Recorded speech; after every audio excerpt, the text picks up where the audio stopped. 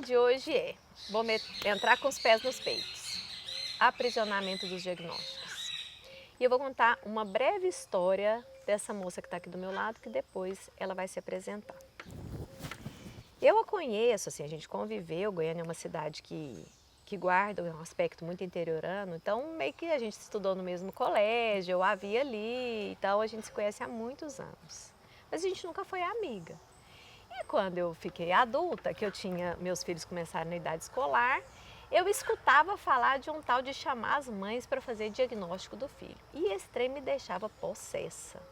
E aí quando me falaram que ela era bambambam, eu falei assim, essa mulher, ela está criando uma noia nesse povo, porque 6 meses para marcar um horário com ela, ninguém pode ser bom desse tanto. Eu, aquela escorpiana brava. E de repente paguei muita língua, inclusive agora já estou pedindo, pelo amor de Deus, para ela, se ela pelo menos não faz estudo do meu cérebro. Mas até o final dessa entrevista eu me comprometi, eu vou gerar um desejo tão grande nela que ela vai me pedir para fazer esse estudo, meu marido.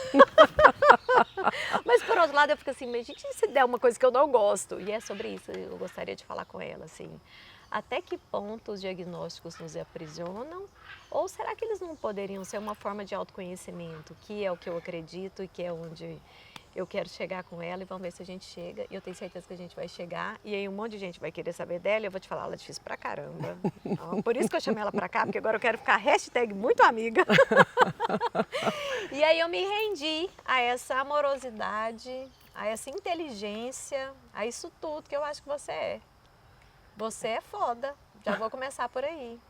E eu vou deixar agora você se apresentar. Quem é você? Não, não é quem é você. Me conta sua história, doutora Marina. Conto. Não tem nada de foda aqui. Tem. Tem não. Bom, primeiro sou chorona, vocês vão ver, já começo. Já começo. Então, não tem nada de foda, não tem nada. Inclusive sofro com as esperas. Eu falo, não, a pessoa tem que ir atrás, buscar. Na verdade, é mais uma dificuldade de organização de agenda do que, Tô brincando. do que ser Tadinha, fodona. gente, não é, mas é porque de fato não. Deixa eu só se acalmar, respirar e não estragar essa maquiagem maravilhosa Tá, que a não Kelly tá. fez. É que assim, ó, é muito esforço, né? A gente se emociona e o choro é muito bom. As pessoas se desconcertam de frente a um choro e eu falo assim, não gente, eu também sou chorona. Tá tudo bem, eu tô feliz. Mas é que a gente se doa tanto, eu acho que essa é uma doação. E quando a gente não tem uma história certinha que se encaixou dos melhores alunos, a gente se esforça mais ainda. Mas quando a gente se esforça mais ainda, aí vira o que você virou. Então, você é uma autoridade hoje. Eu não tenho dúvida. E olha que eu estou falando no lugar que eu nem sou do grupo. Você é. Você é uma mulher linda, com autoridade e se esforçou muito. Talvez por isso que você se emocione tanto. Eu quero saber dessa caminhada, porque eu quero que um monte de gente sinta isso que você sente. Porque eu acho que isso é reconhecimento. Gracinha. Não é? Então, primeiro eu acho que é isso, eu sou intensa, né? Sou intensa. Transborda. Intensa em tudo. Na verdade, eu sou uma pessoa que eu gosto de viver. Eu sou amante da vida, sou uma pessoa que gosta das relações, gosto do comportamento humano. Eu gosto de viver e sou intensa naquilo que eu me proponho. Porque eu gosto de viver aquilo que eu vivo. E isso vai desde qualquer daqui que a gente está vivendo, do meu trabalho, na minha casa. Então, sou péssima de responder o WhatsApp. Isso eu já entendi. Mas você já está melhor. Tô. Por quê? Porque eu tô aqui. Então eu tô aqui. E aí quando eu chego em casa, nossa, eu preciso olhar. Aí eu tô em casa. Então é uma coisa que eu tenho muita dificuldade.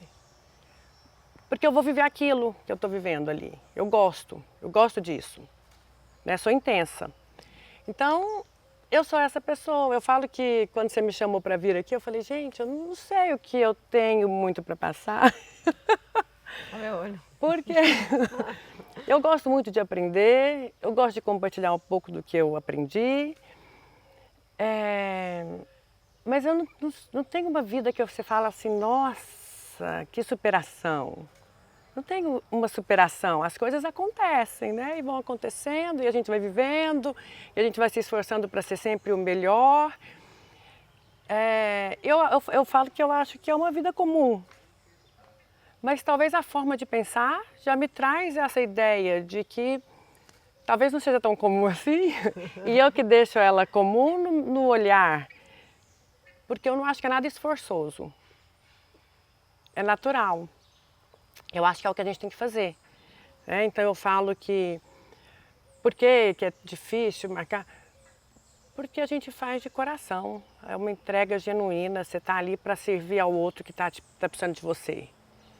Então, é isso que a gente tem que fazer. Talvez seja essa a diferença. Sim. É. Mas me conta, por que começou? Porque sua formação psicóloga, primeiro. Sou psicóloga. Depois de uma família linda, super bem criada, que eu falo, gente, seu pai precisava dar receita. Seu pai e sua mãe, né? Tinha que dar receita, porque são 6 mulheres, né? E todas, ninguém é mais ou menos. Todas lindas e competentes. E vocês são muito unidos e é muito bonito de ver. Eu acho que primeiro é isso, né? Talvez a simplicidade venha de uma vida tão bem embasada, de amor.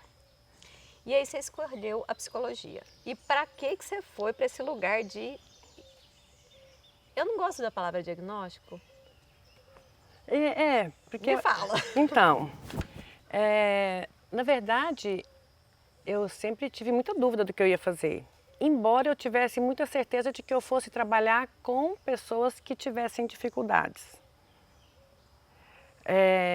Depois de um tempo eu descobri que quando eu ri, você vê que meu olho fecha e tudo. E quando eu nasci, minha mãe achou que eu tinha síndrome de Down. Sério? Por causa do olho?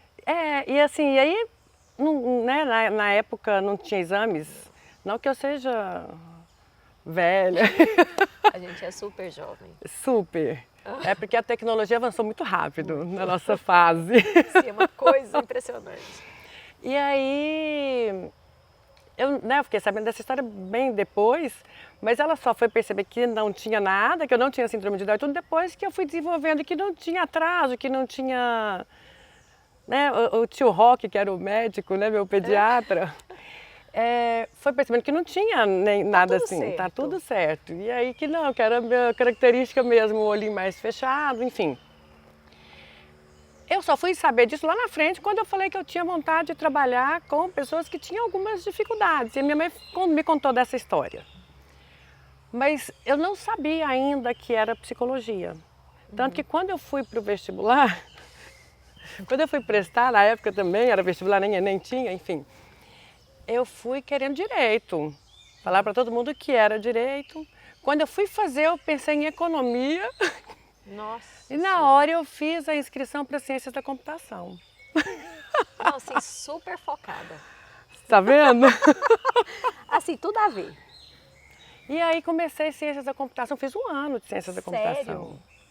1 ano. E tem tudo a ver com o que eu faço hoje.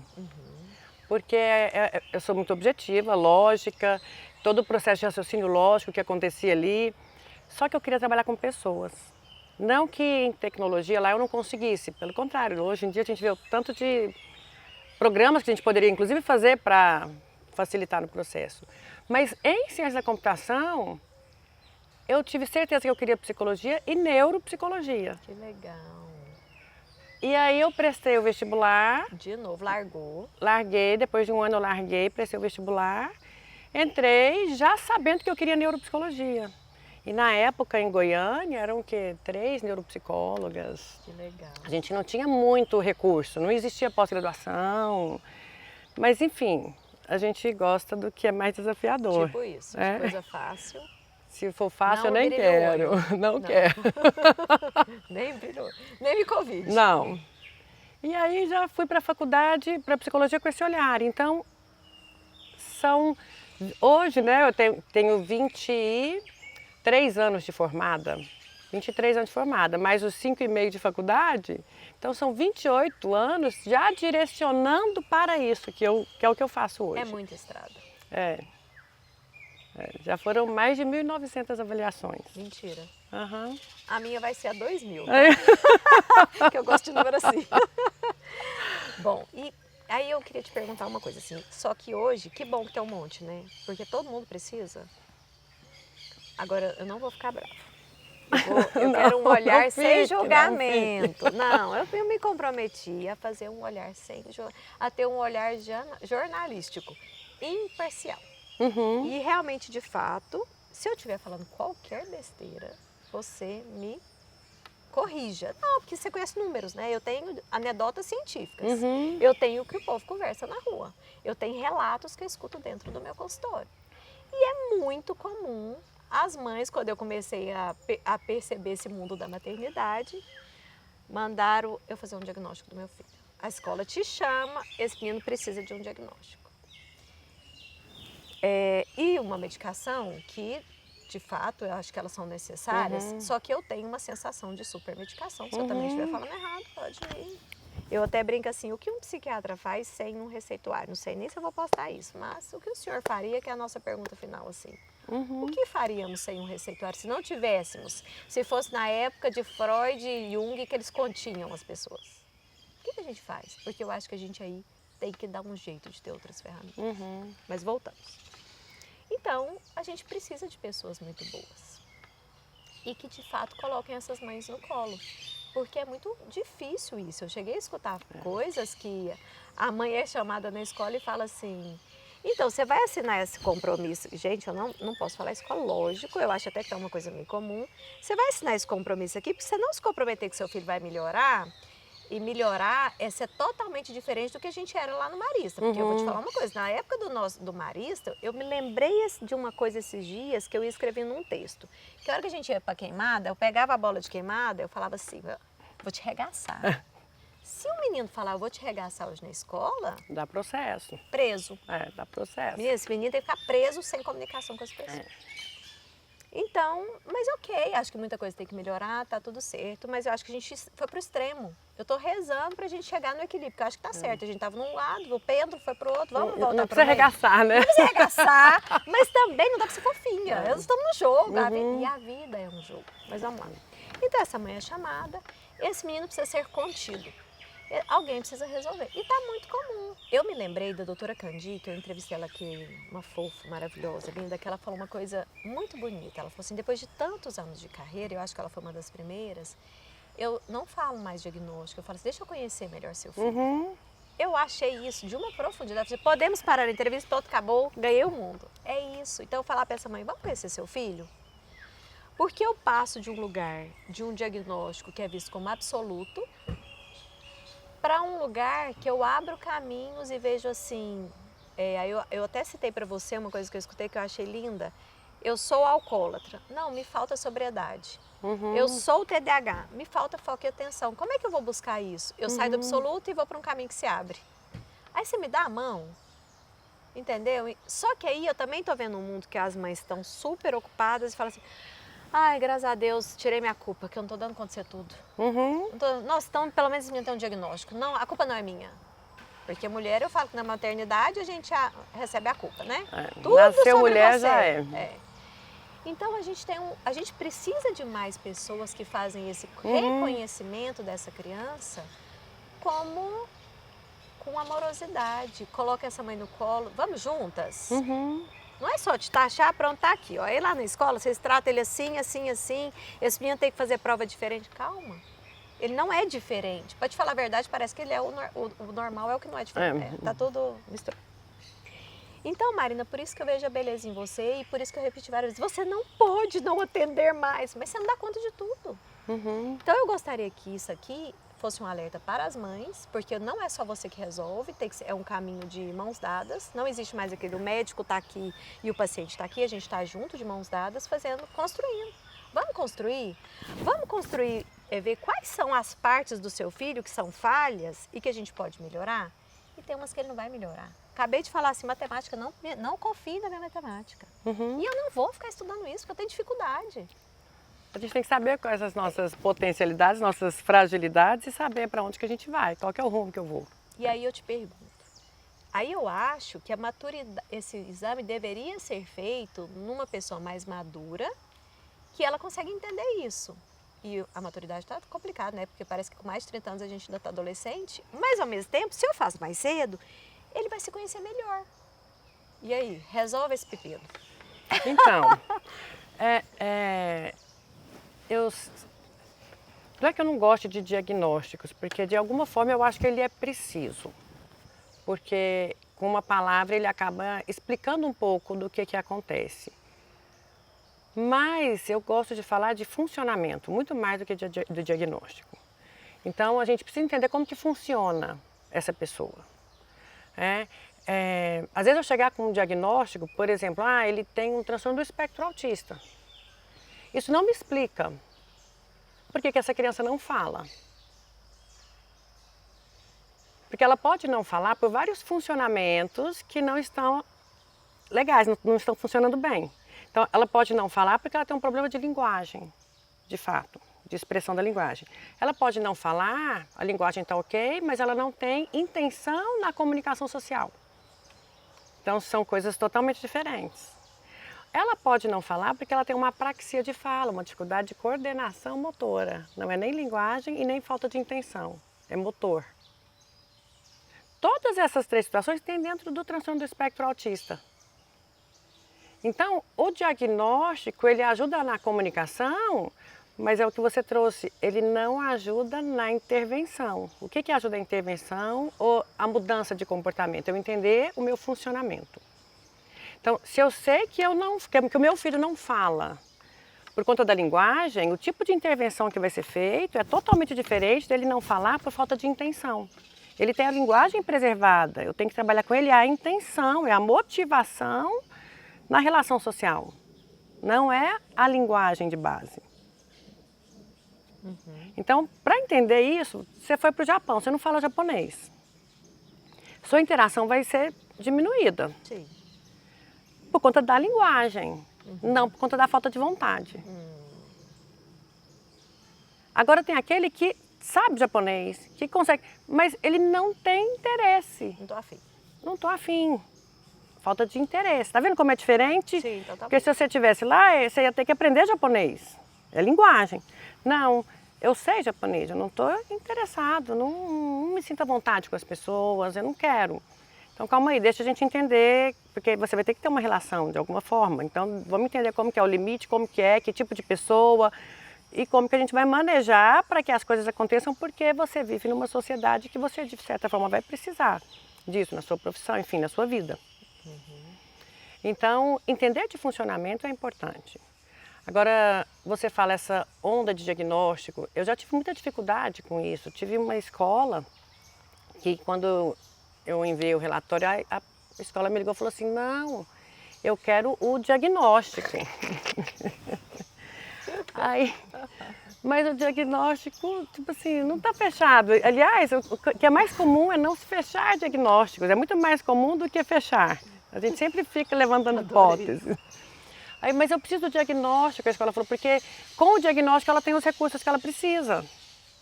Falei, mas ela precisa de recursos para esse tipo de funcionamento que ela tem. Era uma criança muito ansiosa, mas ela queria o diagnóstico de TDAH, e ela não era TDAH, ela era ansiosa. E ela precisava de muitos recursos, porque ela tinha uma ansiedade que paralisava ela.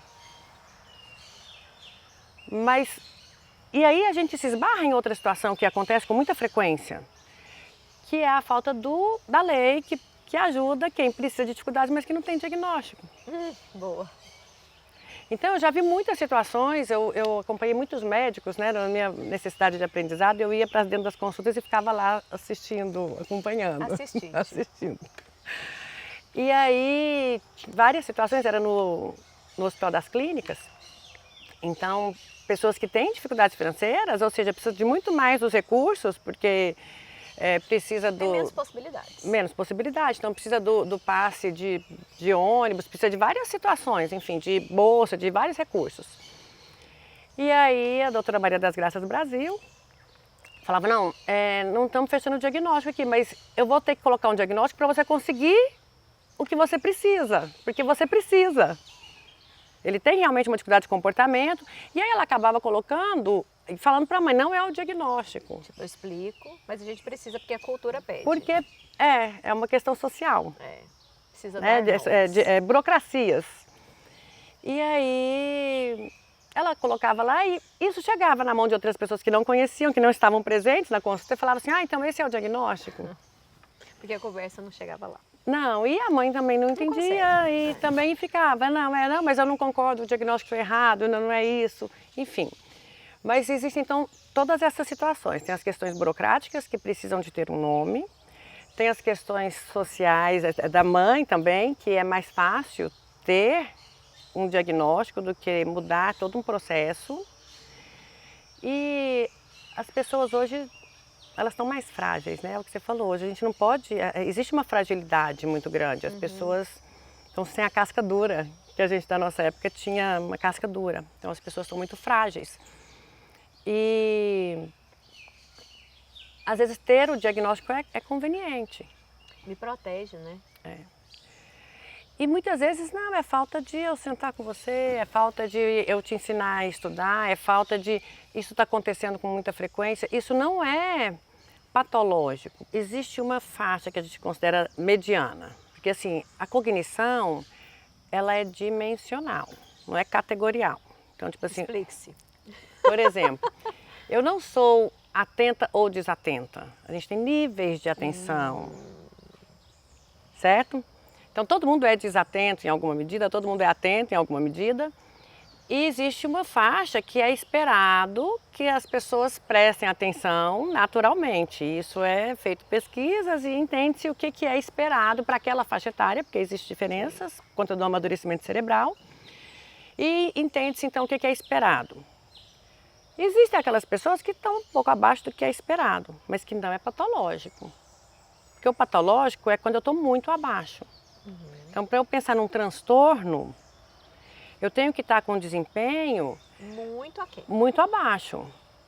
Então, ter desatenção, ser desatento, quem nunca? Todo mundo é desatento em alguma medida, em alguma situação. Todo mundo vai ter momentos de desatenção, momentos de atenção e dependendo... Eu falo que a atenção é que nem febre. Até eu não tendo nada, eu tenho, né? Não tenho problema nenhum, eu vou ter febre. A desatenção e a atenção, mesma situação.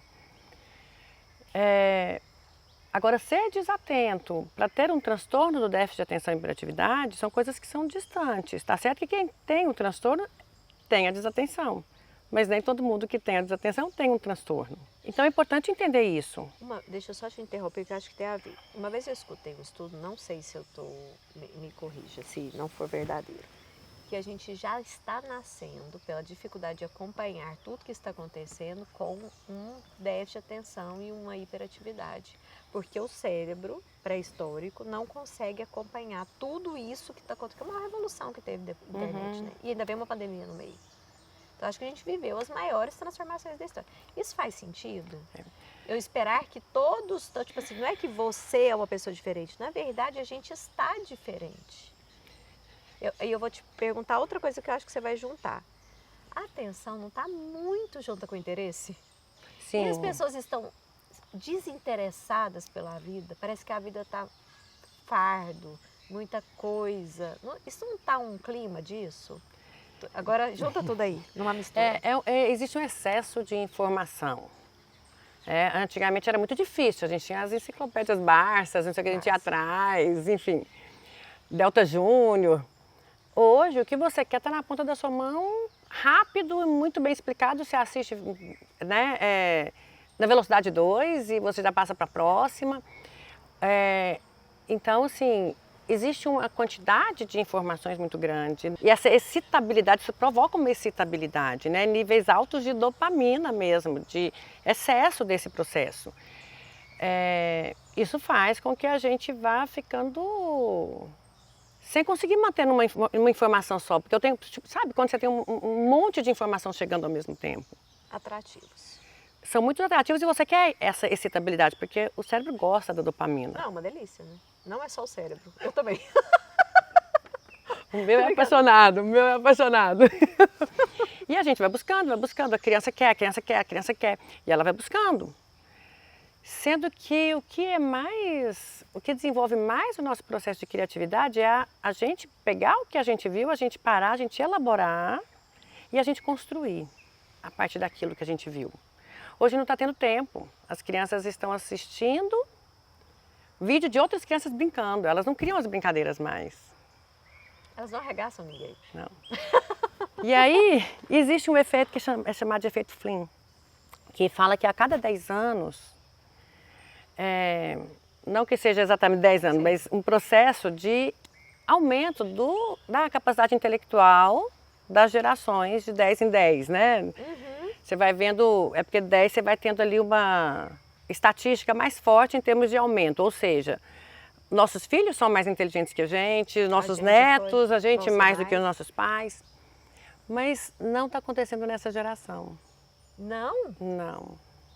O efeito Flynn não está acontecendo nessa geração. As crianças não estão mais inteligentes do que as outras de 10 anos. E explica-se? E eu acho que, assim, aí são interpretações, mas eu acho que existe muito esse processo da falta de criatividade, de ser ativo, de ser proativo no processo do brincar, da criança mesmo, da criança. Eu lembro de um comentário que um amigo meu fez, que assim, o Lego vem com mapa. Tira o mapa e deixa ele fazer sem o mapa, porque isso instiga a criatividade. As coisas estão vindo muito prontas. E é gostoso, ter certeza é seguro. Só que eu vejo o século XXI como das incertezas e das mudanças. Tipo assim, hoje eu sou uma coisa, mas eu não sou. E é uma delícia mudar, mas é extremamente ansioso. Porque a segurança, assim, eu tenho uma conhecida minha que ela é funcionária pública concursada tal, e ela é muito Caxias e falou assim pra mim, tô cansada, hoje eu quero um atestado. Porque ela era daquelas, não posso dar atestado, não tá certo isso, eu vou trabalhar, você anda logo, tá bom. Hoje eu quero atestado. Chega de atestado. Aí eu falei assim, por que você quer atestado? O que você mudou? Tô de saco cheio. Não aguento mais aquilo ali, mas assim, tá muito cansativo, só eu que faço tudo. Mas eu falei assim, por que você não larga? São só 12 anos para aposentar. Eu falei, você tá louca? 12 anos é uma eternidade. Mas assim, esse é o meu olhar da pessoa que adora uma dopamina. Mas por outro lado, o conforto, a segurança de um emprego que... Também, aí assim, então eu era que julgava, tá louca. Hoje eu tento falar assim, não, esse é o olhar dela e tá tudo bem. Ver o olhar do outro é muito difícil. E a excitação, para mim, ela é deliciosa, mas ela é cansativa. Eu preciso o tempo todo estar assim, Leninha, um projeto de cada vez. Leninha, calma. Por isso que assim, essa volta da árvore é muito interessante para mim, porque eu fico feliz, porque eu me vejo uma pessoa. Eu vejo outra pessoa hoje, totalmente diferente da que 2 anos atrás estava sentada aqui. É outra mulher. Eu brinquei com você que eu escrevo os roteiros, chega aqui, gente, nem... Eu ficava assim, deixa eu ver. Não temos roteiro. O roteiro é o que acontecer. E eu quero lembrar de um dado que eu achei super interessante de algum livro que eu li, que eu não lembro mais, mas era uma coisa de moléculas de emoção. Eu não sei se é um que eu estou lendo que chama Molecules of Emotion, da Candice Pert, que é da década de 70, essa cientista que eu estou apaixonada, é um livro de estudo, mas não sei se foi nele, mas que ela fala assim, que os orientais, eles têm menos receptores de dopamina do que os ocidentais, têm menos receptores de dopamina do que os ocidentais. Os orientais menos que os ocidentais. E porque eu vejo aquelas pessoas muito serenas e eu, nossa, mas espera aí, precisa de uma agitação. Então aí quando você me fala desse negócio, estamos menos inteligentes, o que é ser inteligente e o que é grave disso tudo? Eu acho que a gente até estava conversando, porque assim, são coisas que são diferentes, a gente estava falando, a gente comentou disso, vou voltar para o nosso roteiro. Que a gente tinha conversado isso em outras situações, que uma coisa é a inteligência, outra coisa é a proatividade e a prática. Sim. Né? Eu falei que eu sempre gostei muito da vida e eu gosto de entender como acontece, eu gosto de fazer acontecer, da prática. E não era das melhores da minha sala. Então, talvez você seria convidada a ter um diagnóstico. Provavelmente. Porque os que brilhavam eram os que tinham o quadro de honra na época do Marista. Eu nunca tive quadro de honra. Tamo junto, hashtag. Nunca não somos da turma da tive. Simone, que tinha todos. A Mila tinha, minha irmã tinha os quadros de honra. Também era irritante. Então. E ela abanava eles. Aí. Não tinha os quadros de honra, não era das mais... inteligente, é isso, né? É isso que a gente fala, porque aí era essa fala. Isso, não tinha as melhores notas. Não sei se dá pra muita coisa. Isso, boa. Fui mudada de sala por conta de conversa, enfim, várias situações que a gente já conhece. Danadinha. Mas era sempre representante de sala, porque dava certo com todo mundo, conversava com todo mundo. Então, era eleição democrática, então sempre estava ali no meio do processo, acontecendo, fazendo acontecer. Vamos para o nome das inteligências? Essa é uma inteligência o quê? Social, cognitiva? O que é essa inteligência? Então, eu não entraria como inteligência, eu entraria como uma habilidade social. Habilidade social, ótimo. Uma habilidade Vamos social. tirar o nome inteligência. Isso, Tá porque bom. a inteligência tem a ver com a questão do raciocínio, de Tem fato. a ver, então, de fato. Isso, mas não que o raciocínio não vai ser usado na habilidade social, porque a gente precisa do raciocínio. Mas envolve o processo de empatia, de entender um pouco, né, a situação do outro, se colocar no lugar do outro. Sim. Mas são coisas que se diferem, de certa forma. Tá. Eu não gosto de colocar várias inteligências mesmo nesse sentido, mas a gente tem muitas habilidades que são diferentes Tá. nesse funcionamento. E aí você era isso tudo. Então, de certa forma, eu era muito proativa, o que hoje eu tenho dificuldade. Hoje as pessoas, eu vejo todo mundo pedindo muitas coisas de mão dada, né? Porque nem para criar a brincadeira, eles não sabem mais criar uma brincadeira. Eu tenho que ir atrás de alguém que me ensine como é brincar. O que na nossa época não tinha, a gente ficava parado sem fazer nada, de repente a gente fazia alguma coisa. O próprio ócio ali, né? O ócio criativo. Criativo. E sempre fui muito proativa de ir atrás, de resolver, de querer fazer. Então, eu acho que falta isso. Falta isso. Então, mais do que a questão do estudar, lógico, o estudo é importantíssimo. Hoje, eu estudo e eu amo Que estudar. não era na época, né? Eu falo isso, mas não é conhecimento. Eu não gostava de estudar ciências, matemática, biologia, enfim, não era a minha praia, mas eu estudava porque precisava dar nota ali para passar de ano. Na época do ensino fundamental, eu nem sabia às vezes que tinha prova, eu chegava, tinha prova, Sério? Nossa, acontecia. você era pior que eu. Então, Mas e aí o pior, né? Estudar e não tirar nota boa. É foda. Pra que eu Não. vou estudar então? então, aí ainda tem essas situações que atrapalham a gente, né, na nossa organização. E no final das contas dava conta. Passava de ano. No ensino médio eu aprendi. Falei, não, deixa eu já estudar antes, porque aí depois eu relaxo. Sim. E aí assim foi, eu fiz assim, eu sabia que dependia do meu comportamento, aí foi, então já sabia das provas, já sabia de tudo, mas fazia até o terceiro bimestre, o quarto eu relaxava e falava, pronto, agora não é porque antes era o contrário, eu tinha que fazer, Correr atrás no final. o último bimestre era sofrido, né? Noites viradas e tudo para conseguir Ansiedade, se eu vou suprir passar. aquilo. Hoje em dia os meninos não têm mais isso, porque a recuperação já é no próprio bimestre, você já resolve. A gente não tinha isso, né? Não, A era gente só no tinha, final do ano. a gente Curtia deixava já, acumular. depressão no final do ano. A gente deixava acumular. Isso me ensinou. Eu também no ensino médio, mesma coisa. Isso me ensinou. Até a oitava série eu era sem vergonha. Então aprendi com o sofrimento da vida. Aprendeu. É. Mas sua mãe não foi lá danar... Sabe o que é interessante? Sua mãe não falou isso, você aprendeu sozinha isso. Porque pra mim, minha mãe acha que eu era uma excelente aluna da Marisa. Eu falei, gente, coitada da minha mãe. Minha mãe tem certeza, inclusive Eu não. mãe. Mãe, Mãe, quer te dizer, continue Vai com essa certeza. cabeça ela. Mas elas não iam, né? Não, Mas e volta, assim, volta. somos 6. Não dá tempo, bem. Somos 6. Minha mãe não conseguia acompanhar a tarefa, não conseguia acompanhar a agenda de prova, não conseguia, igual a gente hoje acompanha, não conseguia. Não. Ainda trabalhava, porque 6 não dava para papai não ser dava conta meu sozinho, pai. não.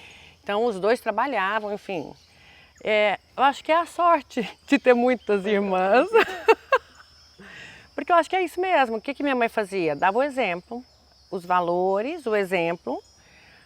A ideia sempre de que você vai fazer, ok. Mas faça.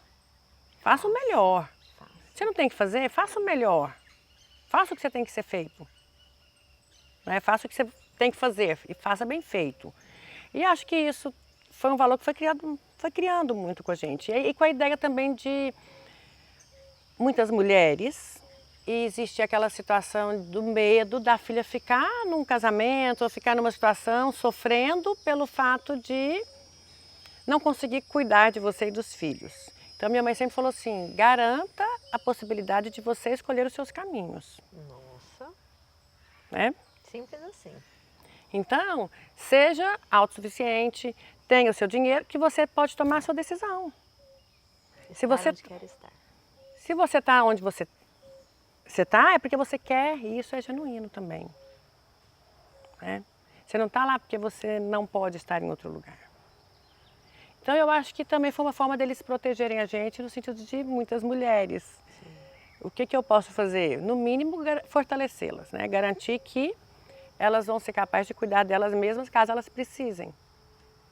Elas não vão depender de alguém.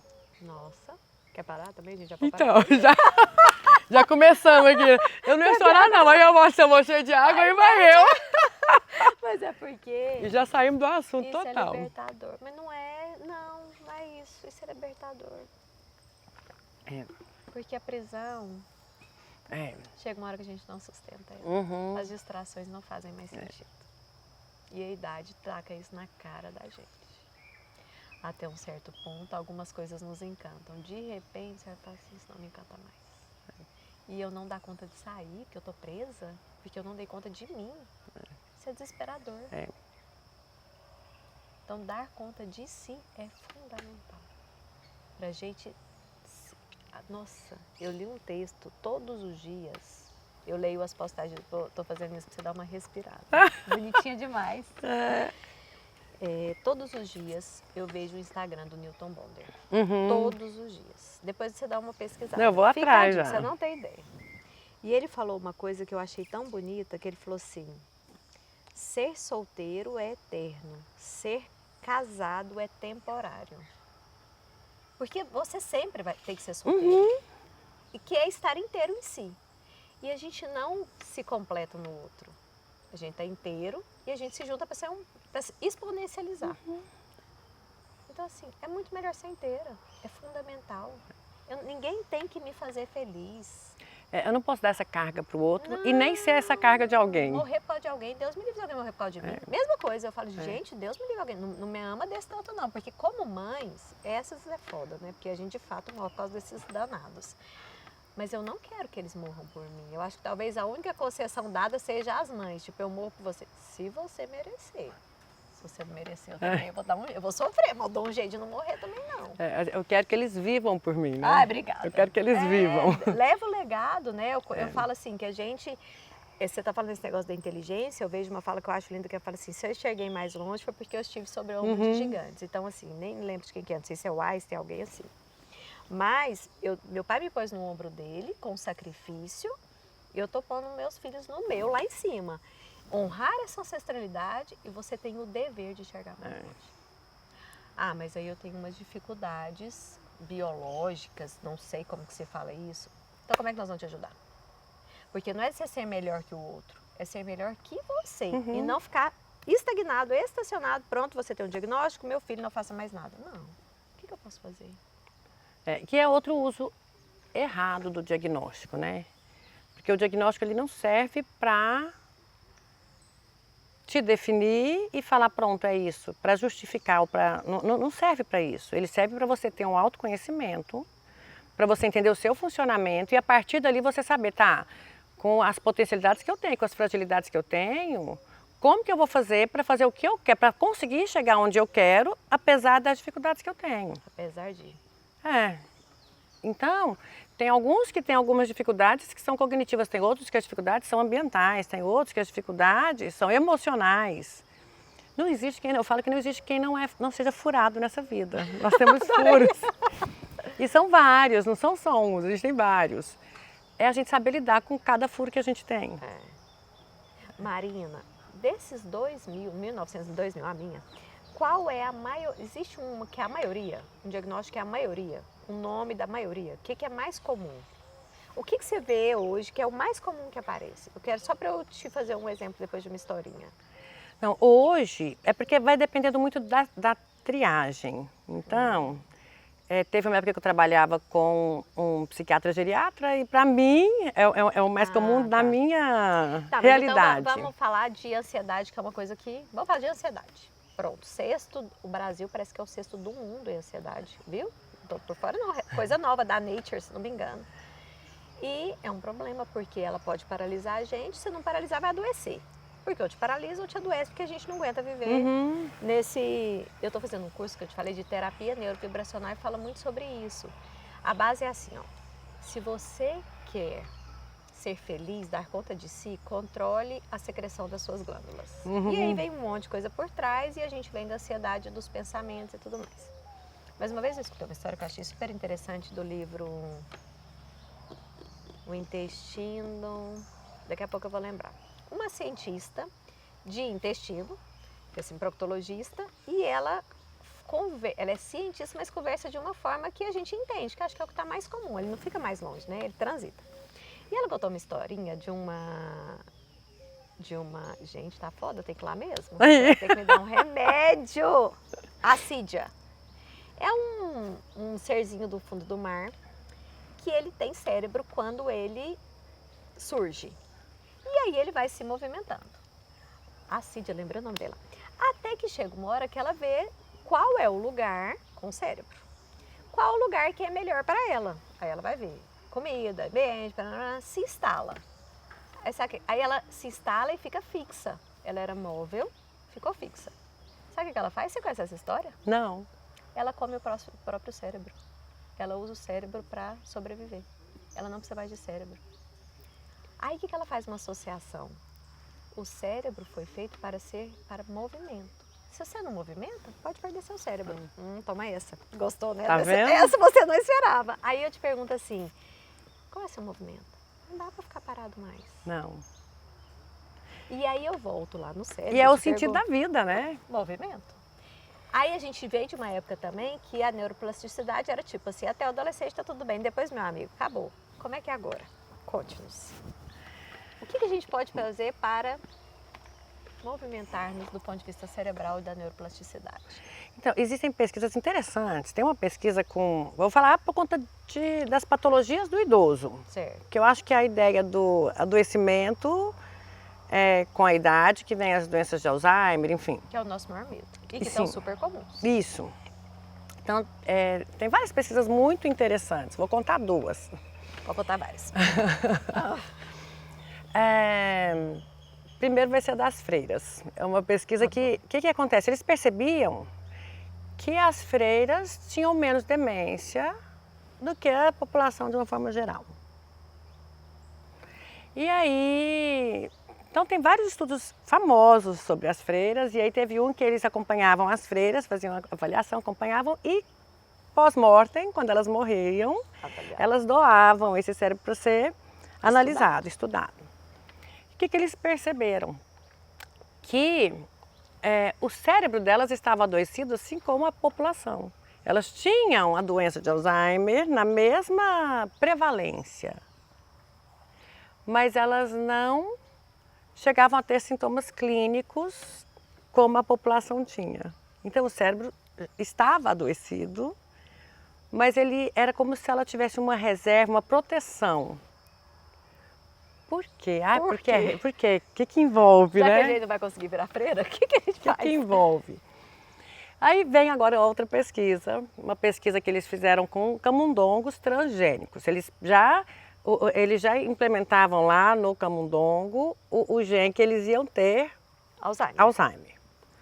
E aí eles separaram em 4 grupos esses camundongos. Então um camundongo que ficava lá, na gaiola sozinho.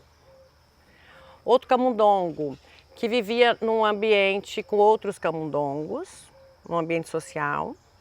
Tinha o camundongo que estava no ambiente social e físico, que tinha aquelas roletinhas, atividades físicas, e um que tinha desafios cognitivos. E de fato que eles perceberam, aquele que era isolado, ele desenvolveu rapidamente. Rapidamente apareceu os sintomas, né? Agora, o que estava no ambiente enriquecido, e o que é o enriquecimento?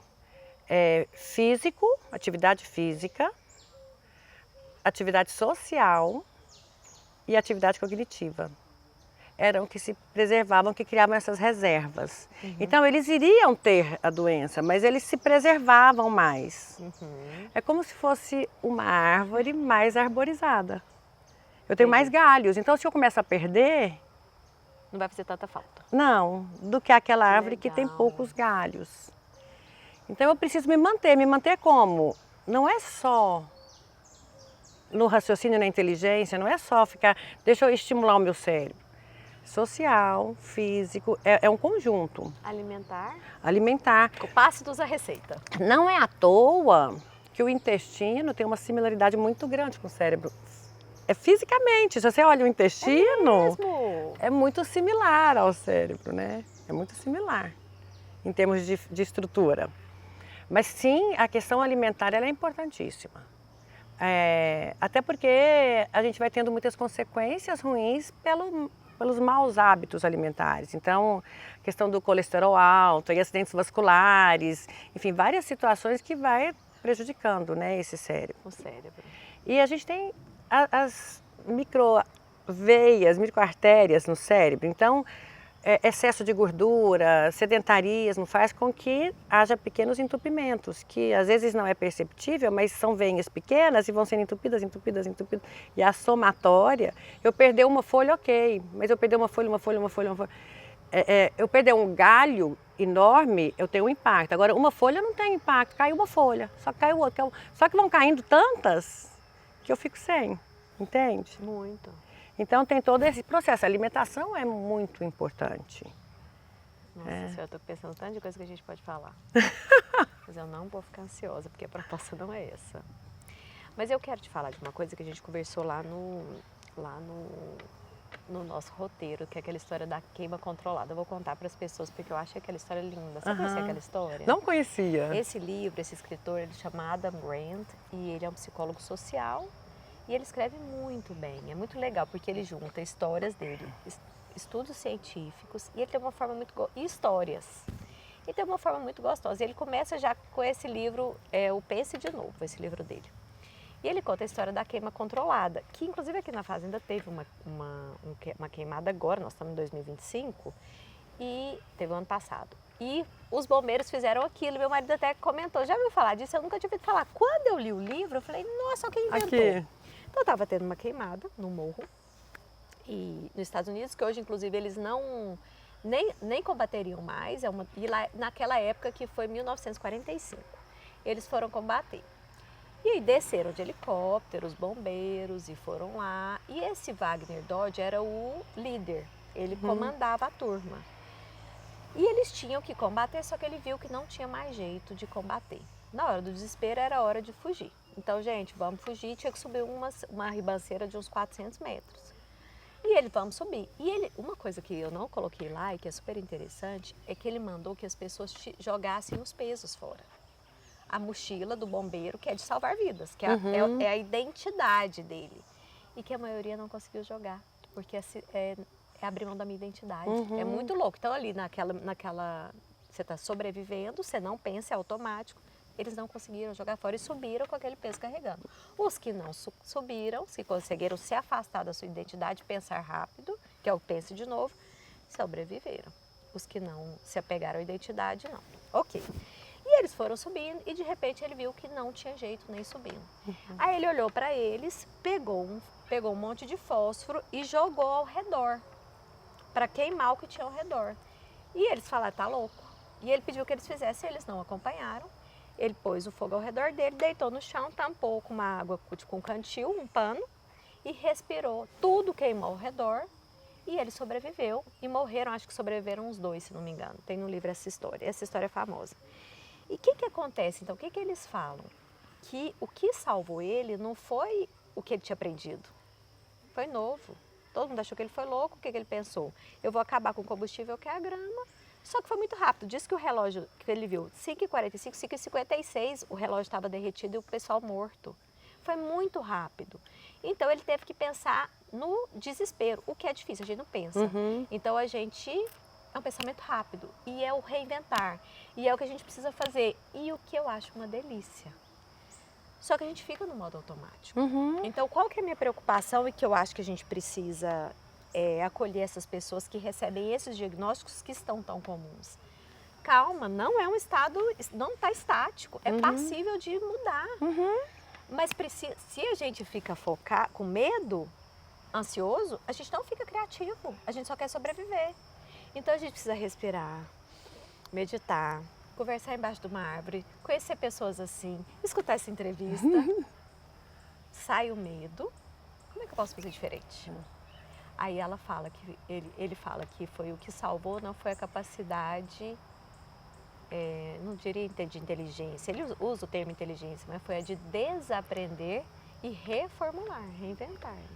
É linda a essa plasticidade, né? A plasticidade é eu ser capaz de, eu ser flexível, ter a possibilidade de sair da caixinha, né? Ser flexível, pensar diferente. Adaptação.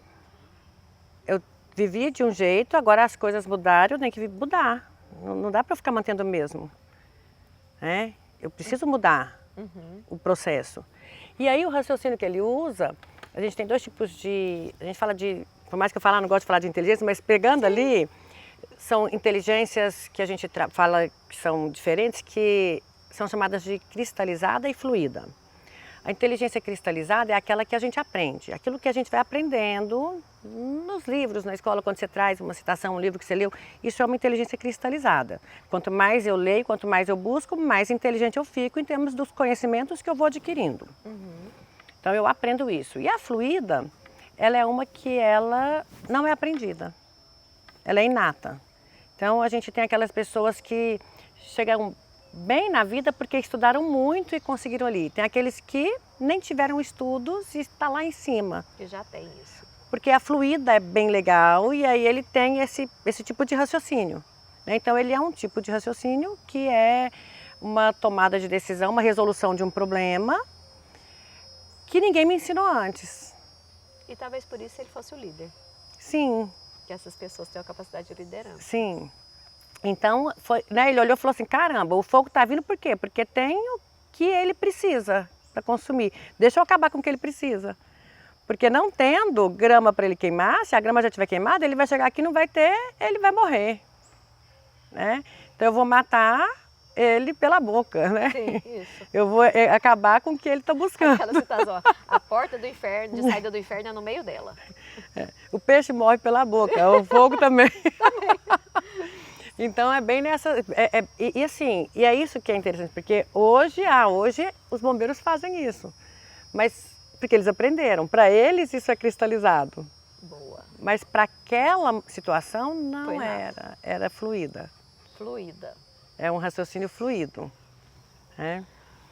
Então existem essas diferenças aí de raciocínio e foi isso que ele fez. E exatamente é isso. A gente precisa... E quando é que a gente vai usar?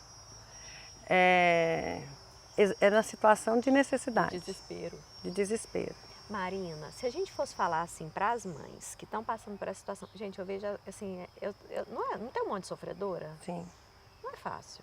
Você deve ver isso demais. E isso foi o que me motivou a crescer na profissão.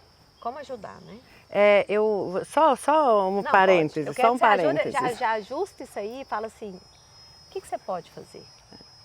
O que aconteceu? Eu trabalhava no hospital público e o atendimento era meia hora na semana. Então era um atendimento de meia hora. Eu até consegui passar para 40 porque eu precisava disso, mas o atendimento era meia hora na semana. E eu via aquelas mães chegando, assim, carregando os meninos com dificuldade física, né? Então a mãe carregava os meninos já de 14 anos, por exemplo, vinha na mão, no colo. Acordava 4 horas da manhã para chegar para o atendimento às 7 da manhã, para durar 7h30 e pronto, agora vai para casa. Quando eu vi aquilo, elas depositavam na gente uma esperança tão grande, tipo assim, que eu falei, no mínimo, o que eu tenho que fazer com essa meia hora é que ela seja transformadora na vida dessa mãe.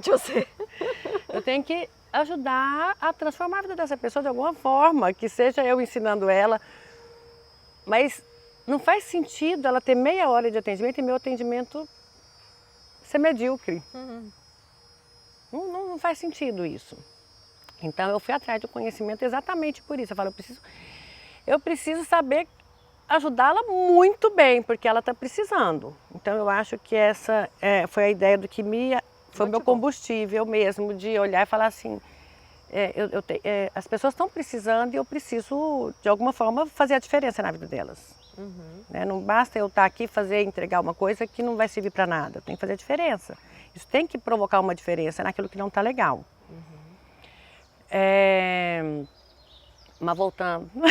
Não, mas é isso, de fato você fez diferença dessas mães. Aí, só que a gente não tem você lá, né? As mães não tem você, mas tem várias. Mas a pergunta é, como não desesperar e que caminho seguir? Então, e aí, exatamente, esse é o link aí, ó. Porque aí tá, e aí, o que que as mães precisam fazer? E eu acho que os profissionais também, hoje a gente tem muito profissional bom, Sim. né? Tem muita gente boa no mercado, muito profissional bom. Eu falo que cada vez melhor, porque a ideia... Tem mais material de estudo. E a ideia é, tipo assim, eu vou ensinar o que eu sei. Ou seja, tudo que eu sei eu estou te ensinando. Ou seja, você vai ter que ser no mínimo melhor que eu. Porque você vai partir de onde eu estou e agora você vai atrás de mais. Sim. Então a ideia é isso, né? Então, por isso que eu falo, tem muita gente muito melhor que eu ali. Alunos meus que a gente vai passando isso. Mas a ideia é... Falo que todo mundo tem coisas... Todo mundo tem suas potencialidades e tem suas fragilidades. Independente de qual gravidade que seja. Todo mundo tem. E independente de quão bom seja, também tem as fragilidades. Todo mundo tem suas fragilidades, suas potencialidades. Eu preciso, na verdade, entender, conhecer e saber qual o caminho que eu vou seguir. E ter um direcionamento prático. Eu vou voltar para a prática. Boa. Porque uma coisa é, os meninos estão voando ali, aprendendo a ler, fazer um tanto de coisas cognitivas, mas não sabem atravessar uma rua. Não sabe fazer um pedido de uma pizza ou de uma comida se a mãe não chega, ou fazer um misto quente. Eu estou em intervenção, em reabilitação, preocupada com a melhora da cognição, mas eu não estou na prática. Então eu preciso parar para ver o que é que o meu menino não está fazendo e que ele precisa aprender. Por que ele não está fazendo? Na vida. Não é só uma condição acadêmica. O acadêmico não é tudo. Né? A preocupação ainda é muito grande acadêmica, mas o acadêmico não é tudo. O que ele não está fazendo? E aí, se eu já tenho um direcionamento, se eu sei para onde eu vou, o caminho ele é direcionado. Se eu não tenho direção, qualquer caminho serve. E aí eu fico perdido, pulando, acreditando em todo mundo, está falando qualquer coisa e pulando de profissional em profissional, sem saber para onde eu vou. Então eu acho que a primeira coisa é ter clareza. Por que eu estou indo atrás de um profissional? Tipo assim, não é para saber se ele tem TDAH. Não é. O que essa pessoa está fazendo que ela não deveria fazer? Ele não está conseguindo sentar e estudar. Ele deixa as tarefas por fazer. Ele não cumpre o que é pedido para ele. Tá, então eu tenho comportamentos que não deveriam estar acontecendo. Eu não estou querendo saber de TDAH. Agora, por que esse comportamento está acontecendo? Qual que é a dificuldade? A dificuldade de lidar com o desconforto, porque eu tenho prazer melhor aqui no jogo e eu não estou conseguindo lidar com o desconforto. Ou o que é a dificuldade? Estou fugindo. Então eu vou entender a dificuldade e aí a gente vai trabalhar nesse processo. Agora, se ele é TDAH, se ele é... Independente do que ele seja, ele tem que começar a entregar as demandas que ele precisa. Essa é a questão, é a prática. Mas, porque se eu nem sei que é isso que ele tem que fazer, eu vou dar o remédio e ele vai continuar não entregando as tarefas dele, entende? E os remédios muitas vezes são necessários, né? Sim, sim. Mas se eu não tenho um caminho para seguir, eu não vou para lugar nenhum. Dicas práticas de como ficar mais focado e atento. Dica prática. Então vamos lá. A gente tem várias habilidades Depois cognitivas. eu vou para a última pergunta. Primeiro você fala essa. Mas fala quais dicas práticas. A gente tem várias habilidades, né? Tem habilidades que a gente aumenta. Tem habilidades que a gente otimiza. Então, atenção, memória, a gente não aumenta, a gente otimiza. Mesmo o raciocínio, a gente otimiza. É como se fosse um computador, vou pegar só a memória para você ter uma noção, como que seria, né? Eu tenho um computador, tenho a memória. Eu não aumento a memória de um computador, a não ser que eu coloque, né? Externo. Eu não aumento, eu aumento, tipo assim, eu coloco um programa, eu aumento a quantidade de arquivos que eu coloco lá, eu alimento ele de conhecimento, mas eu não aumento a memória. Eu otimizo, tipo eu zipo, eu começo a fazer estratégias que faz com que aquela memória que eu tenho eu consiga armazenar mais do que eu armazenava antes, mas a memória continua a mesma. Apago algumas coisas, eu vou otimizando. A atenção ela é assim também. Então, eu quero aumentar a minha atenção. A gente não aumenta a atenção, a gente otimiza. Eu tenho um nível atencional e eu preciso otimizar ele. Como? Com autopercepção, autocontrole. Exige-se aí uma capacidade de me autorregular. Porque é muito comum a gente estar conversando, ver um pensamento, nossa, quero perguntar tal coisa. Nossa, a gente perde o foco e volta. É um treino nosso de autocontrole. As melhores técnicas hoje que a gente pensa em questões estatísticas para melhora dessa otimização, mindfulness. Eu estou aqui agora. É eu viver aqui agora. É esse autocontrole, autorregulação, autocontrole. E entender do meu funcionamento. Então, eu sei o quanto tempo eu consigo, eu tenho que ter o tempo de, assim, um conhecimento que é muito complexo e denso, o meu nível de fadiga vai ser menor, eu vou me fadigar, né, rápido, mais rápido que um outro que é mais tranquilo. Eu tendo essa noção, eu vou dar o meu descanso, que eu vou precisar desse descanso, meu cafezinho, né? No tempo necessário para eu me recuperar. Então, agora deixa eu voltar de novo. E eu vou conseguir ser mais produtivo assim do que eu indo ao máximo naquela capacidade para depois eu falar, esgotei. Então é tudo otimização. Então é um nível de manejo de fadiga, de autoconhecimento, nesse sentido de quanto eu posso, quanto não, de autocontrole que o mindfulness ajuda bastante. Não foi a dica que você queria. Excelente. Foi. Eu fiquei lembrando, você falou do pensamento, mas os meus vieram. Duas coisas que me vieram. A primeira foi de uma reunião que eu fiz com um cara, e a gente estava na reunião por causa da ONG, e ninguém quer receber ONG, né? O povo tem pânico de ONG. E é um cara muito importante do ponto de vista empresarial. E eu sentei, o que mais me chamou a atenção foi, eu não vi o celular dele, e ele ficou de olho na gente o tempo todo. Isso tá raríssimo. Por quê? Você deixa o celular ali, ele acende a luz, aí acabou a sua atenção. Então, para mim, isso é um respeito. Isso para mim, eu falo isso para todo mundo que faz, gente, eu fiquei tão fã, porque isso é tão difícil. Aí eu estou vendo você, eu estou com você. O mundo tá pegando fogo, mas eu estou com você. Pronto, essa foi uma coisa que me veio. E a segunda coisa que me veio é que eu funciono de manhã. Eu sou muito diurna. Por isso que eu falo, gente, 5 da manhã eu tô, 7 da noite estão me perguntando, tô mal-humorada, dando patada, não penso. E aí ontem à noite eu fui rever, a programação era gravar de manhã e agora eu já acabei de mudar, viu, Saulo? À tarde no consultório eu tinha que rever os roteiros do consultório à tarde. Eu não dava conta. E eu tava entediada, eu tava querendo que o mundo... Gente, vamos acabar o mundo, todo mundo, e as pessoas me vejam. Para muito que eu quero descer. Para, não, chega. E o povo acha que não, que eu nunca tenho esses problemas. Gente, eu sou esforçada. Eu nunca fui inteligente. Eu nunca fui das alunas que tiraram, a gente fala dessa inteligência. Muito pelo contrário. Era suado, eu aprendi. Hoje eu estudo, eu amo desesperar. Eu nunca estudei tanto na minha vida. Eu tenho que me controlar do tanto que eu estou estudando. Mas foi sentando a bunda e ralando, entendendo meu prazo. Não me peça isso à noite, faça isso. Autoconhecimento. E agora eu vou ficar um foguete, porque você vai se comprometer ao vivo que você vai fazer o meu autoconhecimento cerebral. Paremos, isso é um compromisso. Nós vamos fazer. Porque eu já sei que você é difícil de fazer, mas você está treinando várias pessoas que fazem. Então, gente, não, tá tudo certo, vai dar certo. E eu vou te fazer uma última pergunta. Tem um livro que se chama Biblioteca da Meia-Noite. Já ouviu falar desse livro? Não. É interessante. Eu tenho lido tanto, mas enfim. Eu tenho gostado muito de ler também. Agora eu estou saindo, porque antes eu queria ler, eu ia para o livro da área. Técnico, Aí agora eu me forcei a não. E não é uma delícia? Uma delícia. Nada a ver com a gente? Uma delícia. Esse Biblioteca da Meia-Noite é muito interessante. A história é basicamente assim. Ela morreu, ela não gostava da vida dela, tipo, suicidou. E entre a morte e o lugar que ela ia, existe uma biblioteca. Que a vida dela foi dentro de uma biblioteca, uma história triste, enfim, tem que ler.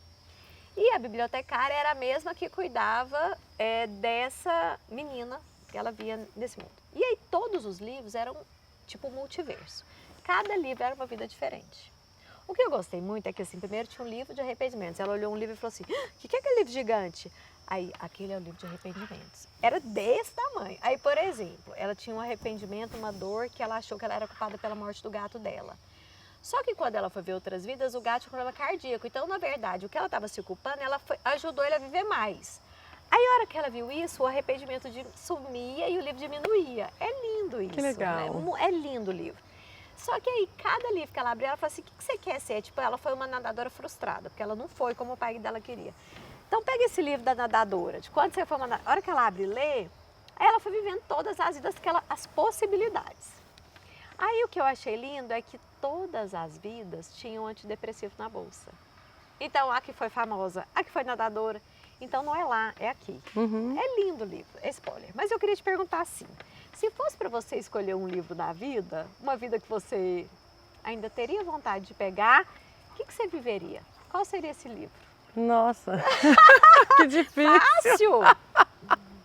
Ou você pode falar assim, você já viveu tudo que você tinha que viver? Não, quero ver muita coisa ainda, muita coisa. Ah, começou, né?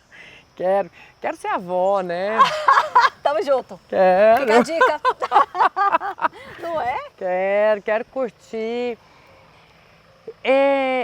Apesar de não querer parar nunca, né? Eu falo assim, que eu quero curtir ser avó, quero ainda viajar bastante, quero ser viajante, mas quero continuar colaborando, trabalhando e passando o que eu vou aprendendo. Então, eu falo que eu não quero aposentar. Quero diminuir a carga horária. Diminuir a carga horária, organiza, dependendo de como vai ser esse processo. Mas eu tenho muita coisa que eu quero viver. Muitas. E eu acho que acho que tudo vai levando a gente, não sei se é a idade, mas vai levando a gente para a família, para os amigos, vai levando a gente para um caminho, né? Raízes. Árvores. É. Bom, eu queria te agradecer. De fato, assim, eu sou a maior pagadora de línguas do planeta, mas as minhas melhores relações começaram desse jeito. Eu olhava e falava assim, as minhas melhores. Então, de fato, você é maravilhosa. Eu, assim, cá entre nós, eu tenho um desejo gigantesco de fazer essa avaliação. Então, vai ser um pedido. É um pedido embaixo da árvore. Essa é uma árvore dos desejos. Esse é um dos meus desejos. E eu vou te contar que eu quero realizar muitos ainda. Esse é um. Porque eu acho que se conhecer, não tem nada. E eu realmente me dou dessas mães. Porque é muito... Eu vejo isso no meu consultório, eu vejo em várias vidas. Os meninos, principalmente, estão mais com uma mulherada voando, livres, né? Com esse mundo que está menos machista. E os meninos perdidos. Tá sofrido. Tá sofrido. Por isso eu queria, assim, que uma mão sua, para elas, que seja ao vivo, pela internet, eu tenho certeza que vão abrir caminhos. Eu te desejo muita vida para que você faça isso e treine muitas pessoas para você colocar um monte de gente para fazer o que você faz, com a sua intuição, com o seu amor, com tudo isso. É linda.